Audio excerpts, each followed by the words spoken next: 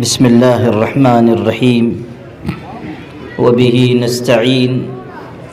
والصلاة والسلام على سيدنا محمد وعلى آله وصحبه أجمعين أما بعد أعوذ بالله من الشيطان الرجيم بسم الله الرحمن الرحيم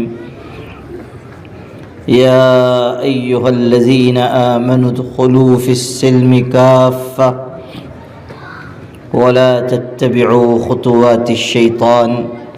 إنه لكم عدو مبين وقال النبي صلى الله عليه وسلم من عمل بما علم ورثه الله علم ما لم يعلم أو كما قال عليه الصلاة والسلام۔ اسٹیج پر رونق افروز معزز علماء کرام، بالخصوص ہمارے برادر مکرم مولانا شہاب الدین اظہری صاحب زید مجدہم، مولانا جمال اکبر صاحب استاذ جامعہ رحمانی، معروف نعت خواں قاری جمشید جوہر صاحب، ناظم اجلاس، جنہوں نے ضرورت سے کچھ زیادہ میری تعریف کر دی، اللہ تعالیٰ ان کی اس محبت کا اچھا بدلہ دے اور ان کے حسن ظن کے مطابق مجھ کو بنا دے، اور دیگر علماء اور آپ تمام قابل احترام بھائیوں، کیا خواتین بھی ہیں؟ اچھا، اور پیاری ماں اور بہنوں، ماشاءاللہ یہاں بڑی قیمتی دین کی باتیں ہو چکی ہیں، اور ادارہ درس دینیات کی جانب سے جو مکتب چل رہا ہے اور جو دینی سرگرمیاں ہو رہی ہیں، اس کے سلسلے میں آج کا یہ اجلاس رکھا گیا ہے۔ ہمارے عزیز ہیں جناب مولانا برکت صاحب، ماشاءاللہ اس خطے میں، اس محلے میں، اس علاقے میں وہ اچھی دینی خدمت انجام دے رہے ہیں اور بچوں کی تعلیم و تربیت کا اہتمام کر رہے ہیں۔ ملت کو ضرورت ہے ایسے فعال، دردمند، متحرک علماء کی جو زمینی سطح پر محنت سے خدمت انجام دے سکیں۔ تو سب سے پہلے تو میں ان کو مبارکباد دیتا ہوں اور دعا کرتا ہوں کہ اللہ تعالیٰ نظر بد سے ان کی حفاظت فرمائے، اچھے کاموں کی، بھلی باتوں کی ان کو توفیق عطا فرمائے۔ آپ سب حضرات کو بھی اللہ تعالیٰ اجر عظیم عطا فرمائے کہ ایسی سخت ٹھنڈک میں بھی آپ حضرات دین کی باتیں سننے کے لیے یہاں جمع ہیں۔ اللہ تعالیٰ ہمارے جمع ہونے کو اپنی رضا کے حاصل ہونے کا ذریعہ بنا دے۔ کچھ باتیں عرض کرنی ہیں دینی تعلیم سے متعلق، کچھ مسلمانوں کے حالات سے متعلق، اور کچھ ملک کی موجودہ صورتحال سے متعلق۔ میں کوشش کروں گا کہ تھوڑے وقت میں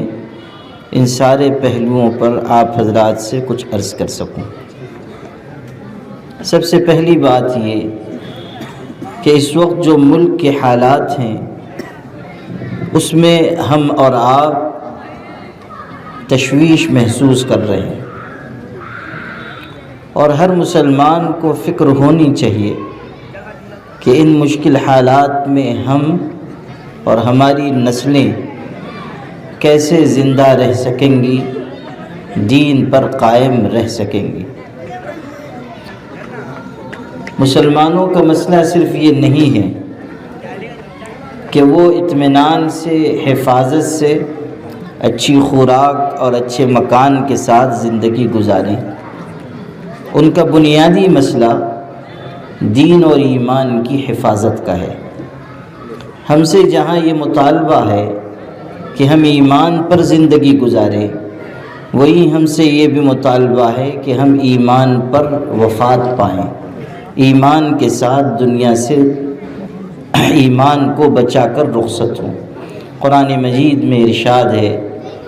یا ایھا الذین آمنوا اتقوا اللہ حق تقاتہ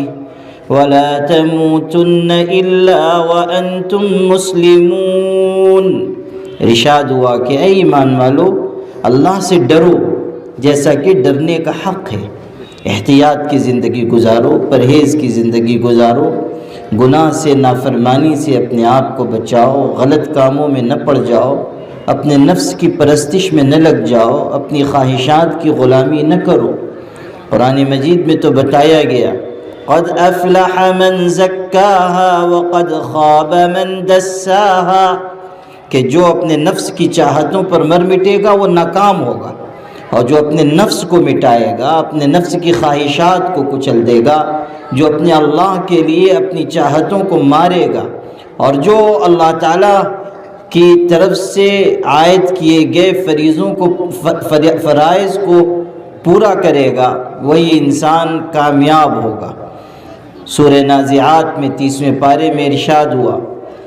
وَأَمَّا مَنْ خَافَ مَقَامَ رَبِّهِ وَنَهَى النَّفْسَ عَنِ الْهَوَىٰ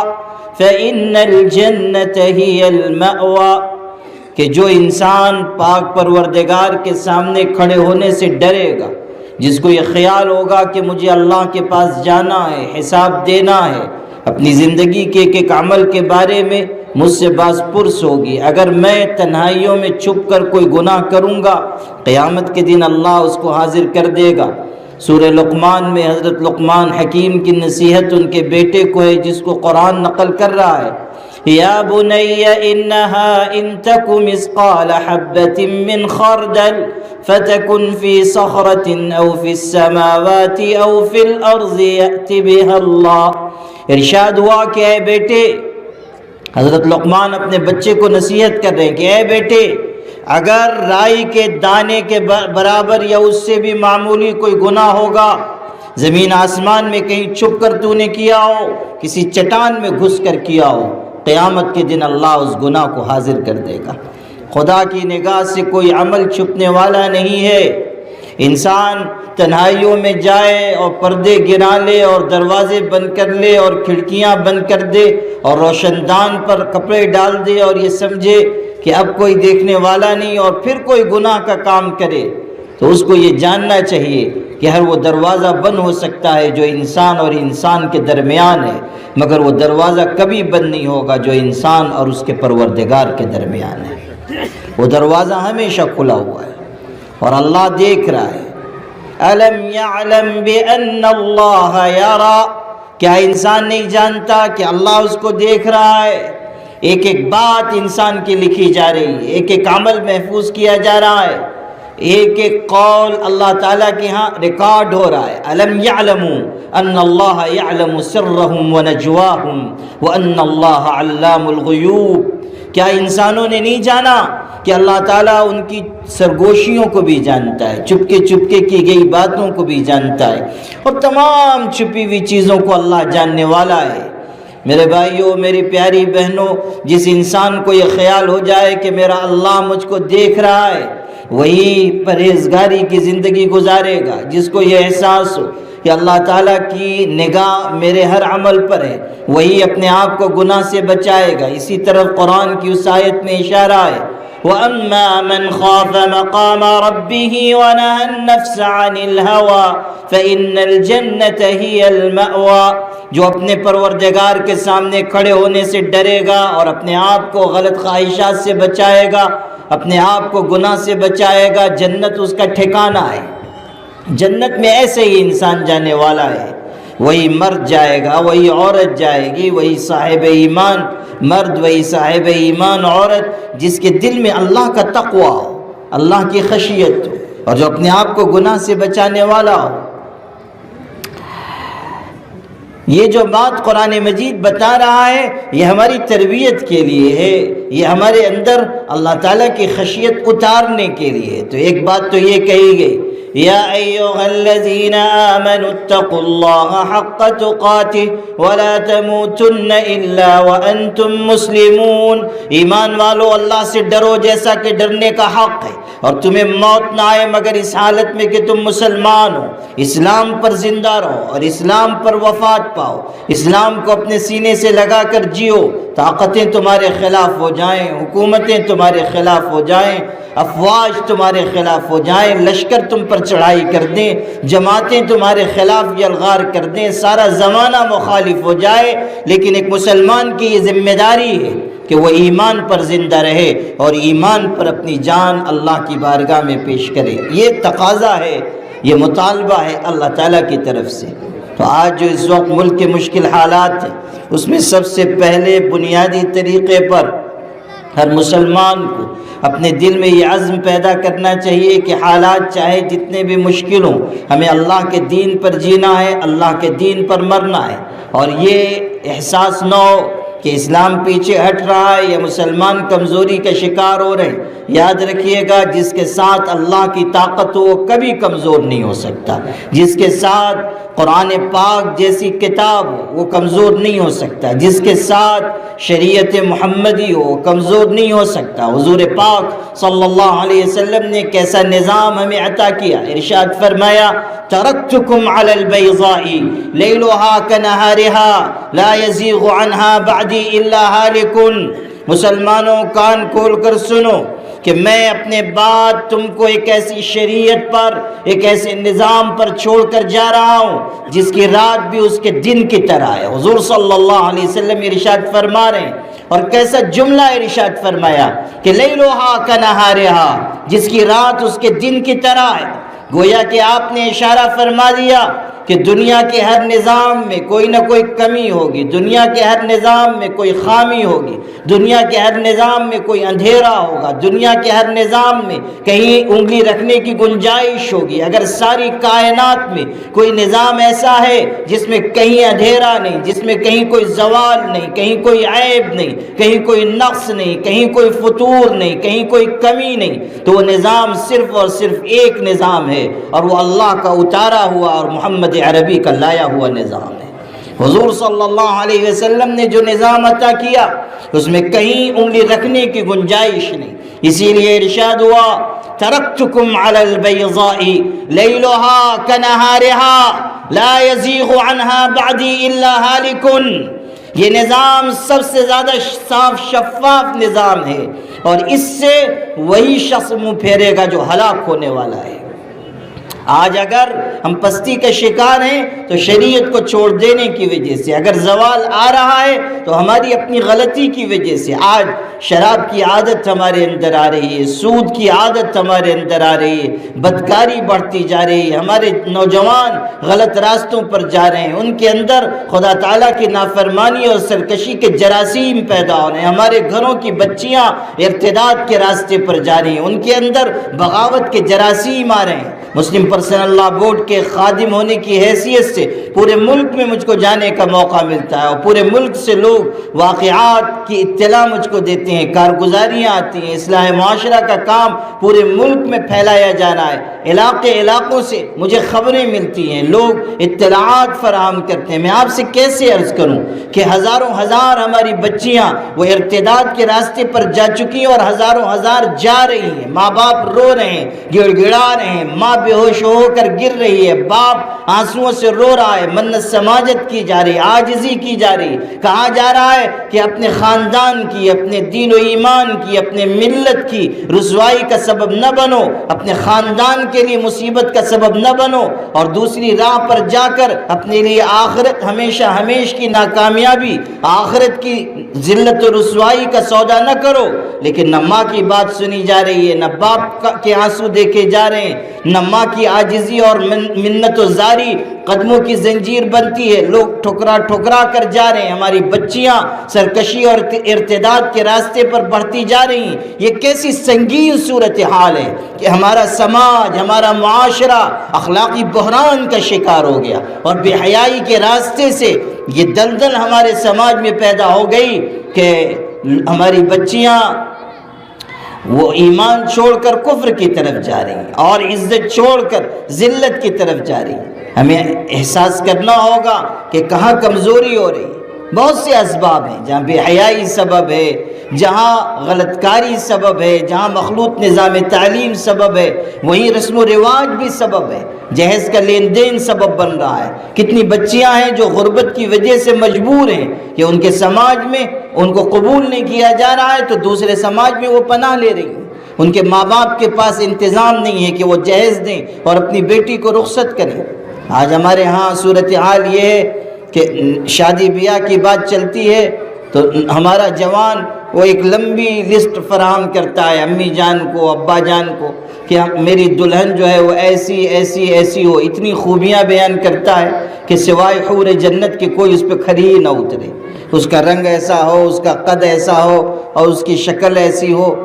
چاہے خود کالا کلوٹا جگ جیون رام ہو، لیکن اس کو جو ہے حور پری کی تلاش ہے۔ وہ اکبر نے کہا نا کہ شب وصال باہم غلط فہمیاں ہوئی۔ ہمارے ناظم صاحب کو بڑے شعر یاد ہے نا، کیا نام ہے تمہارا میرے بھائی؟ معروف۔ اچھا چلو ماشاءاللہ، تم معروف ہو مگر میرے لیے غیر معروف ہو، انشاءاللہ آپ معروف ہو جاؤ گے۔ ہاں تو ان کو شعر یاد ہے ماشاءاللہ، وہ شب وصال باہم غلط فہمیاں ہوئیں، مجھ کو شبہ ہوا پری کا ان کو بھوت کا۔ یہ بھی صورتحال ہوتی ہے کہ ادھر جو صورتحال ہے وہ یہ ہے اور ادھر جو صورتحال ہے وہ ہے۔ آپ لوگوں نے کم ہی سمجھا ہوگا مجھ کو معلوم ہے، لیکن جنہوں نے سمجھ لیا انہوں نے سمجھ لیا۔ خیر، جو بات عرض کر رہا تھا وہ یہ کہ یہ جو ناہمواری ہے، یہ جو مطالبات ہیں، یہ جو رنگ روپ کے اوپر ہم فدا ہیں، جو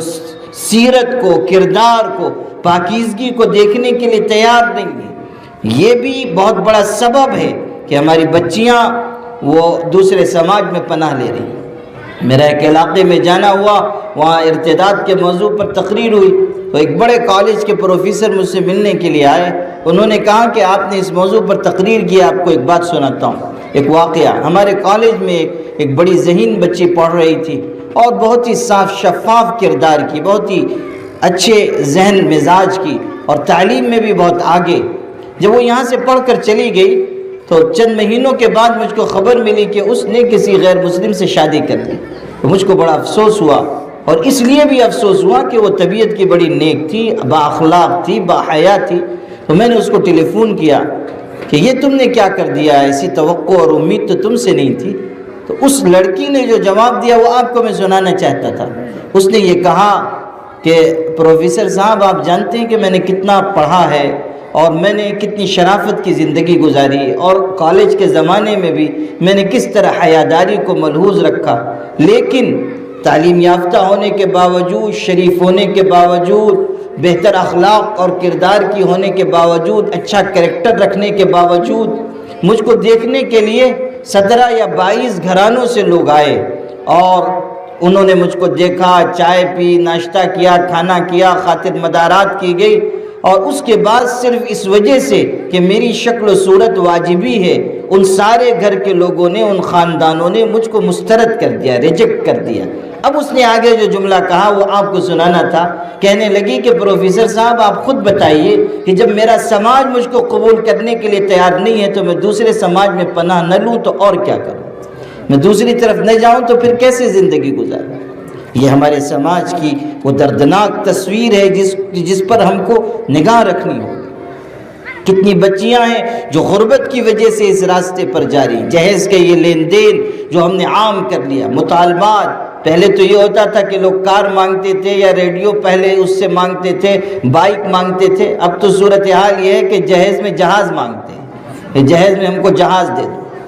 اس سے کم کے اوپر تیاری نہیں ہے، اور مطالبات یہ بھی چاہیے ہے، یہ بھی چاہیے ہے، یہ بھی چاہیے ہے۔ آپ غور کیجئے کہ کہاں سے غیر اسلامی چیز ہم نے اختیار کی۔ جہیز کا اسلام سے کیا تعلق؟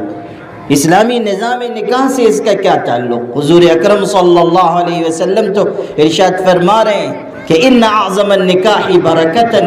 ایسرہ مؤونتاً، سب سے زیادہ برکت والا نکاح وہ ہے جو کم خرچ کے ساتھ ہو، سادگی کے ساتھ ہو، جس میں اخراجات کم ہوں گے، اس میں برکت زیادہ ہوگی۔ ہمارے برادر معظم اور خانقاہ رحمانی کے سجادہ نشین امیر شریعت بہار اڑیسہ جھارکھنڈ حضرت مولانا احمد ولی فیصل رحمانی صاحب تشریف فرما ہوئے، اللہ تعالیٰ ان کی عمر میں برکت نصیب فرمائے۔ ان منتظمین کی جانب سے آپ کا اس اجلاس میں خیر مقدم ہے۔ جو بات عرض کر رہا تھا وہ یہ کہ جو غیر اسلامی رسم و رواج ہم نے اختیار کیا، اب یہ جہیز کی رسم ہم نے اختیار کر لی دوسروں کو دیکھ کر۔ ہمیں تو یہ کہا گیا تھا کہ الرجال قوامون علی النساء بما فضل اللہ بعضهم علی بعض وبما انفقوا من اموالهم۔ الفاظ پر آپ غور کیجئے کہ جو ذمہ داری مردوں کو دی جا رہی ہے وہ خرچ کی ذمہ داری ہے۔ مرد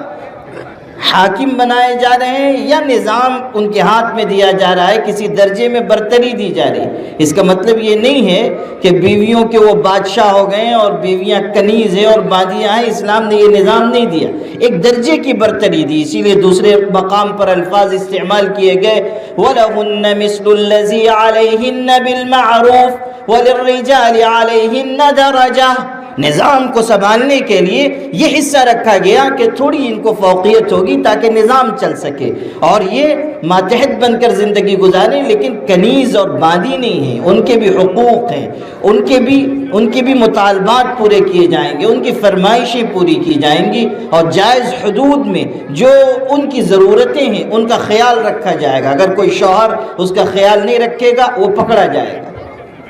یہ اور بات ہے کہ اب ہم نے اس نظام کو الٹ دیا۔ جہاں نکاح ہوتا ہے ہمارے نوجوان جو ہیں وہ حضرت مولانا کو چھوڑ کے اہلیہ محترمہ کے ہاتھی پہ بیعت کر لیتے ہیں، پہلے ہی دن ماشاءاللہ علی الاطلاق مریدی میں چلے جاتے ہیں اور ایسی اطاعت کرتے ہیں کہ بیوی کہے بیٹھ تو یہ لیٹ جاتے ہیں، بالکل ماشاءاللہ بالکل پابند احکامات۔ وہ ہے نا کہ کسی گاؤں میں ایک صاحب پہنچے، وہ مسجد میں قیام کر لیا اور بڑے اوراد و اذکار وہ کیا کرتے تھے، اور بستی والوں نے دیکھا کچھ دن تو بڑے متاثر ہوئے، ایک دن پہنچ گئے، کہنے لگے حضور آپ کو دیکھ دیکھ کے، آپ کی پابندی کو دیکھ کے بڑی عقیدت پیدا ہو گئی اور آپ کے پیر و مرشد کا نام ہم کو معلوم کرنا ہے تاکہ ہم بھی ان سے بیعت ہو جائیں۔ تو حضرت نے فرمایا کہ اصل میں اس وقت میں باوضو نہیں ہوں، ذرا وضو کر لوں تو پھر مرشد کا نام لوں گا۔ تو انہوں نے وضو فرمایا، اس کے بعد تسبیح ہاتھ میں لی، آنکھوں میں آنسو آ گئے، پھر کہنے لگے کہ سچ پوچھئے تو میں تو اپنی بیوی سے مرید ہوں، اہلیہ سے بیعت ہوں۔ وہ بستی والوں نے کہا حضرت اتنا چھپا کے رکھنے کی کیا ضرورت تھی، پہلے ہی کہہ دیتے کہ آپ ہمارے پیر بھائی ہیں، بات وہیں ختم ہو جاتی، پہلے ہی آپ بتا دیتے کہ آپ ہمارے پیر بھائی ہیں۔ یعنی وہ پوری بستی جو ہے ان کا پیر خانہ بھی گھر ہی میں تھا۔ تو یہ جو مزاج ہے یہ اسلامی نظام اور اسلامی مزاج نہیں ہے، بلکہ یہ کہا گیا کہ ایک درجے میں ان کو بلندی ہے، کیوں؟ اس لیے کہ یہ مال خرچ کریں گے۔ لیکن صورتحال کیا بنائی گئی کہ لڑکی والوں سے مطالبہ کیا جا رہا ہے کہ یہ بھی دو، یہ بھی دو، یہ بھی دو، اور جب تک وہ نہ دے، جب تک نکاح نہیں ہو رہا ہے۔ مہاراشٹر میں ہمارے ہاں ایک شہر ہے پربھنی، میرا وہاں جانا ہوا، معلوم ہوا کہ دو سگی مسلمان بہنیں کم عمر وہ فلاں لاج میں یا ہوٹل میں دو غیر مسلموں کے ساتھ بدکاری کرتی ہوئی پکڑی گئی، غیر شادی شدہ، اور جس نے سنا لاہور پڑا۔ لیکن جب معاملے کی تحقیق کی گئی، وہاں جو اصلاح معاشرہ کمیٹی ہماری قائم ہے اس نے تحقیق کی، تو انہوں نے مجھ کو رپورٹ پیش کی کہ اصل معاملہ یہ ہے کہ ان دونوں لڑکیوں نے یہ بتایا اور ہم نے تحقیق کی تو یہ بات حقیقت نکلی کہ ان کی ایک چچا زاد بہن ہے، چچیری بہن ہے، اس کے والد فالج زدہ بستر پر ہیں، غریب ہیں، اس لڑکی کی نسبت فلاں جگہ طے ہوئی تھی، قریب میں شادی ہونے والی تھی، لیکن سسرال والوں کی طرف سے یہ مطالبہ ہوا کہ جب تک مہاراجہ پلنگ جہیز میں نہیں دیا جائے گا شادی نہیں ہوگی۔ لوگوں کے سامنے ہاتھ پھیلائے گئے، کسی نے کوئی مدد نہیں کی۔ نتیجہ یہ نکلا کہ ان دونوں بہنوں نے یہ طے کیا کہ ہم اپنا جسم بیچیں، پیسے جمع کریں اور اپنی بہن کو مہاراجہ پلنگ دے کر رخصت کریں تاکہ ہماری شادی کا انتظام ہو سکے۔ آپ غور کیجئے کہ کہاں کہاں ہم سے کمزوری ہو رہی ہے اور رسم و رواج ہمیں کہاں پہنچاتے ہیں۔ یہ جو جہیز کی رسم ہے اس نے ہمیں کتنا نقصان پہنچایا، کتنی بیٹیوں کے جنازے نکل گئے، کتنے ماں باپ اسی صدمے سے دنیا سے رخصت ہو گئے، کتنی بہنوں کو خودکشی کرنی پڑ گئی۔ میر تقی میر کتنا بڑا شاعر تھا، مفلسی تھی، اس نے کہیں سے انتظام کر کے اپنی اکلوتی بیٹی کو جہیز دے کر رخصت کیا۔ بیٹی تو چلی گئی لیکن چند دن کے بعد بیٹی کو معلوم ہوا کہ باپ مقروض ہیں، قرض والے تقاضا کر رہے ہیں اور میرے والد میری وجہ سے پریشان ہیں۔ بیٹیاں نازک دل کی ہوتی ہیں، صدمہ لے لیا، اس لڑکی نے اندر اندر گھلنے لگی، بیمار ہوئی اور چند دن کے بعد دنیا سے رخصت ہو گئی۔ شاعر باپ کا گھر ویران ہو گیا، جس بچی کو لباس عروسی میں رخصت کیا تھا اب کفن میں لپٹی ہوئی اس کی لاش آئی۔ جب میر تقی میر نے اپنی جوان بیٹی کی لاش دیکھی، کفن الٹ کر چہرہ دیکھا تو کیسا غضب کا شعر کہا، کیسا درد اس سے جھلکتا ہے۔ کہتا ہے اب آیا ہے خیال اے آرام جاں اس نامرادی میں، کفن دینا تجھے بھولے تھے ہم اسباب شادی میں۔ یعنی ایک چیز رہ گئی تھی جو ہم تیرے جہیز میں نہیں دے سکے، کفن بھی دے کر تیرے جہیز میں تجھ کو رخصت کر دیتے تو وہ زیادہ مناسب ہوتا۔ آپ سمجھیے کہ ہم نے غیر اسلامی چیزوں کو اختیار کر کے اپنا کتنا نقصان کیا، اپنی ملت کا کتنا نقصان کیا۔ تعلیم پہ ہم خرچ نہیں کر رہے ہیں، اپنے بچوں کی تربیت پہ ہم خرچ نہیں کر رہے ہیں، اچھی تعلیم گاہیں ہم قائم نہیں کر پا رہے ہیں۔ بہتر محفوظ ماحول میں اسلامی نظام تعلیم کو اپنا کر آج کے دور کے تقاضوں کے مطابق آج کے دور سے ہم آہنگ تعلیم ہم فراہم نہیں کر پا رہے ہیں۔ یاد رکھیے گا، زندہ ملتیں اور قومیں وہ نہیں ہوتی جو شوق پر خرچ کرتی ہیں، زندہ ملتیں اور قومیں وہ ہوتی ہیں جو اپنی نسلوں کو پروان چڑھانے میں خرچ کرتی ہیں، جن کی ترجیحات بہتر ہوتی ہیں، جن کی امنگیں اور آرزوئیں اپنی ملت کے لیے ہوتی ہیں، جن کا سوچنا اور جن کے منصوبے اپنی ملت کی تعمیر و تشکیل کے ہوتے ہیں۔ یاد رکھیے گا، اس راہ پر چل کر ہم اپنی ملت کو آگے نہیں بڑھا سکتے۔ جو نقصان دوسرے ہمیں پہنچا رہے ہیں اس سے زیادہ نقصان خود ہم اپنے آپ کو اور اپنی ملت کو پہنچا رہے ہیں۔ یاد کر لیجئے، مولانا ابوالکلام آزاد نے 1947 میں جامع مسجد دہلی کی سیڑھیوں سے اپنے تاریخی خطاب میں مسلمانوں کو للکارتے ہوئے اور ان کے دلوں اور ضمیر کو جھنجھوڑتے ہوئے یہ کہا تھا کہ مسلمانوں یاد رکھنا، تم کو تمہارے سوا کوئی زیر نہیں کر سکتا، تم کو تمہارے سوا کوئی شکست نہیں دے سکتا۔ جب ہمیں شکست ہوگی اپنی بدعملی کی وجہ سے، اپنی غلط ترجیحات کی وجہ سے، اپنی فضول خرچی اور اسراف کی وجہ سے، اپنی غلط امنگوں اور آرزوؤں کی وجہ سے، اپنے شوق کی غلط راستے سے تکمیل کے ذریعے۔ اس لیے آپ سب اس بات کو دل میں جگہ دیجئے کہ ہمیں اپنے آپ کو بدلنا ہوگا اور برائیاں جس راستے سے آ رہی ہیں اس دروازے کو بند کرنا ہوگا۔ وہ دروازہ ہے جہالت کا۔ جہالت کی وجہ سے غلطیاں پیدا ہو رہی ہیں، جہالت کی وجہ سے ملت کے اندر شعور نہیں پیدا ہو پا رہا ہے، جہالت کی وجہ سے ارتداد کے فتنے پھیل رہے ہیں، جہالت کی وجہ سے ہم اپنی ملت کو آگے بڑھانے میں ناکام ہو رہے ہیں، جہالت کی وجہ سے ہم اللہ تعالیٰ کی بارگاہ میں سرخرو نہیں ہو پا رہے ہیں۔ قرآن مجید جس زمانے میں اترنا شروع ہوا سب سے پہلی وحی اتاری گئی، اقرأ باسم ربک الذی خلق خلق الانسان من علق اقرأ وربک الاکرم الذی علم بالقلم علم الانسان ما لم يعلم۔ آپ غور کیجئے، جس ماحول میں قرآن اتارا جا رہا ہے وہاں بدکاری بھی تھی، شراب بھی تھی، غلط چال چلن تھا، جاہلیت تھی۔ اس زمانے کو زمانے جاہلیت کہا جاتا ہے۔ کتنی خرابیاں، کتنی برائیاں، کتنی بد اخلاقیاں، کتنی وحشت و بربریت اور ظلم و ستم کی وارداتیں تھیں، لیکن قرآن نے اپنی سب سے پہلی وحی میں ان برائیوں کا کوئی تذکرہ نہیں کیا۔ شراب کا ذکر نہیں، بدکاری کا ذکر نہیں، جوئے سٹے کا ذکر نہیں، اور کسی پر ظلم اور زیادتی کا کوئی ذکر نہیں۔ یہ پیغام دیا گیا کہ تم تعلیم حاصل کرو، اللہ کے نام کے ساتھ علم حاصل کرو۔ کیوں؟ اس لیے کہ قرآن بتا رہا ہے تمہاری ساری خرابیوں اور برائیوں کا واحد علاج اللہ کے نام کے ساتھ تعلیم پانا ہے۔ یہ اشارہ کیا گیا کہ اقرأ باسم ربک الذی خلق۔ شراب بھی اس وقت رخصت ہوگی جب علم آئے گا، بدکاری بھی رخصت ہوگی جب علم آئے گا، جب علم آئے گا حق تلفی بھی رخصت ہوگی، جب علم آئے گا پڑوسیوں پر ظلم و تشدد بھی ختم ہوگا، جب علم آئے گا تو کوئی باپ اپنی بیٹی کو نہیں ستائے گا، کوئی شوہر اپنی بیوی کو نہیں ستائے گا، کوئی بیوی اپنے شوہر کے ساتھ ظلم و زیادتی نہیں کرے گی۔ جب علم آئے گا اپنے ساتھ خشیت لائے گا۔ انما یخشی اللہ من عبادہ العلماء، جب علم آئے گا خشیت آئے گی، اور جب خشیت آئے گی زندگی خود بخود سمر جائے گی۔ یہ پیغام قرآن نے دیا تھا۔ یہ مکاتب، یہ مدارس، یہ ہماری درسگاہیں اسی پہلی وحی کی تکمیل ہیں، اسی کا امتداد ہیں، یہ اسی کا پھیلاؤ ہیں۔ یہ جو مکاتب ہیں ان کو غنیمت جانیے، یاد رکھیے گا، مکتب کو معمولی نہ سمجھیے۔ بہت سے لوگ ہیں مدرسے کو زیادہ بہتر خدمت انجام دینے والا ادارہ سمجھتے ہیں، مکتب ان کی نگاہ میں معمولی ہے، بلکہ اللہ معاف کرے ہمارے جو مکتب میں پڑھانے والے مدرسین ہیں وہ بھی مکتب کو بہت معمولی سمجھتے ہیں۔ کسی سے مکتب کے مدرس سے پوچھ لیجئے آپ کیا کرتے ہیں تو بیچارہ ذرا شرماتا ہے، آگے پیچھے ہوتا ہے، ایسا معلوم ہوتا ہے کہ ایجاب و قبول کروایا جا رہا ہے، اور اس کے بعد پھر وہ کہتا ہے آہستہ سے کہ میں مکتب پڑھاتا ہوں۔ حالانکہ یہ ایجاب و قبول والی بات بھی ذرا پرانی ہو گئی، اس لیے کہ آج کل تو دولہا ماشاءاللہ اتنے ایڈوانس ہیں کہ ابھی پورا جملہ نہیں ہوتا اور وہ کہتے ہیں کہ قبول کر لیا۔ میں نے کہیں نکاح پڑھا رہا تھا، ابھی آدھے ہی میں نے ایجاب و قبول کروایا تھا کہ میاں نوشاہ نے کہا جی حضرت قبول ہے۔ میں نے کہا اللہ کے بندے ذرا تو ان اللہ مع الصابرین پہ عمل کر، کون تیری مخطوبہ کو بھگا کر لے کے جا رہا ہے، ذرا تو کچھ صبر سے کام لو، پورا جملہ میں مکمل کر لوں تب تم کہو کہ جی قبول ہے۔ تو یہ جو ہمارے مکتب کے مدرسین سمجھتے ہیں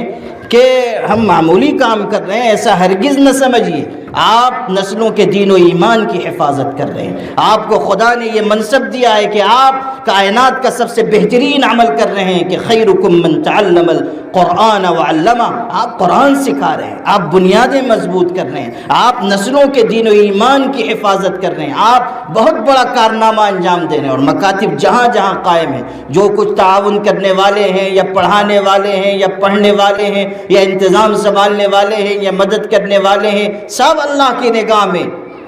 اللہ تعالیٰ کی نگاہ میں کامیاب ہونے والے ہیں، اس لیے کہ وہ بہترین خدمت انجام دے رہے ہیں۔ یہ ادارہ درس دینیات کی طرف سے قائم مکتب بھی اور یہ جو تعلیم کا نظام ہے یہ تہنیت اور مبارکباد کا حقدار ہے۔ الحمدللہ کہ ایک نظام چل رہا ہے اور عزیز محترم مولانا برکت صاحب اس میں محنت کر رہے ہیں، ان کے ساتھی بھی محنت کر رہے ہیں۔ اللہ تعالیٰ اپنے فضل و کرم سے اس کو قبول فرمائے۔ میں زیادہ لمبی گفتگو نہیں کرنا چاہتا، اس لیے کہ یہاں صدر اجلاس تشریف لا چکے ہیں اور آپ سب کی یہ خوش نصیبی ہے کہ اللہ تعالیٰ نے آپ کی سرزمین کو یہ شرف عطا کیا ہے کہ یہاں خانقاہ رحمانی جیسا عظیم ادارہ اور جامعہ رحمانی جیسی دینی درسگاہ ہے جس کے ذریعے پورے ملک کو ایک پیغام ملتا ہے۔ اللہ تعالیٰ ہمارے حضرت امیر شریعت مولانا سید محمد ولی صاحب رحمانی رحمۃ اللہ علیہ کو کی بال بال مغفرت فرمائے کہ وہ ملت اسلامیہ ہندیہ کے عظیم قائد تھے، اور اللہ تعالیٰ نے ان کے ذریعے اس پوری ملت کو استحکام عطا کیا، اور جب وہ دنیا سے تشریف لے گئے تو اللہ تعالیٰ نے ان کی جگہ ان کے اخلاف کو، ان کے فرزندوں کو، ان کے کاموں کو سنبھالنے کا حوصلہ، ہمت، عزم عطا کیا۔ میں کوئی نجومی نہیں ہوں کہ کوئی پیشن گوئی کروں یا ستاروں کی گردش دیکھ کر تقدیر کا حال بتاؤں، اور پیشن گوئی کرنا اسلام میں زیادہ بہتر چیز بھی نہیں ہے، لیکن میں اس ایمانی فراست کی روشنی میں کہتا ہوں جو اللہ تعالیٰ اپنے مومن بندے کو عطا کرتا ہے کہ انشاءاللہ جامعہ رحمانی اور خانقاہ بھی اور حضرت کے چھوڑے ہوئے تمام کام مضبوطی کے ساتھ، بہتری کے ساتھ، اخلاص کے ساتھ پہلے کی طرح انجام پاتے رہیں گے، بلکہ اللہ تعالیٰ اس میں اضافہ فرمائے گا۔ اور حضرت مولانا احمد ولی فیصل رحمانی اور بھائی حامد ولی فہد رحمانی، ان دونوں ہستیوں کو اور ان دونوں ہمارے برادران مکرمان کو اللہ تعالیٰ اس ملت کے لیے، اس امت کے لیے ایک عظیم تحفے کی شکل عطا کر کے ہم سب کے دلوں کو، قلب و جگر کو تسکین پہنچائے گا۔ اللہ کی ذات سے ہم سب کو دعا کرنی چاہیے کہ اللہ تعالیٰ ان حضرات کی حفاظت فرمائے، ان کے علم میں، عمر میں برکت نصیب فرمائے، خیر پر انہیں قائم رکھے، اور ہم سب کو ان کا دست و بازو بننے کی توفیق عطا فرمائے۔ وآخر دعوانا ان الحمد للہ رب العالمین۔